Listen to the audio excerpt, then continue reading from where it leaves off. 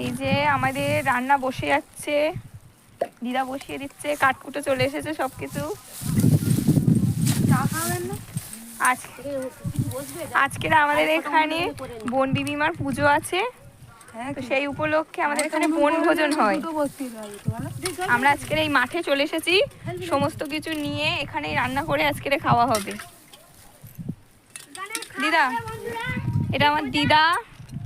দিদা একটু হাই করে দাও।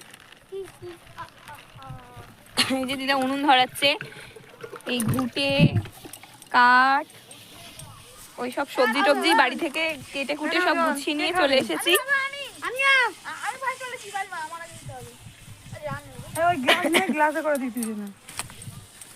মা ওই যে কড়াই মাটি লেপে নিচ্ছে, নালে কালি হয়ে গেলে তুলতে অসুবিধা হবে, তো ওই জন্য। আপনারা জানেন বলুন বন্ধুরা, বলুন। আমার বোন বলছে ওই আপনারা সব জানেন, আমি বেকার বকছি।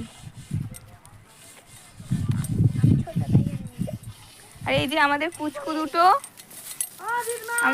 দুটো এসেছে।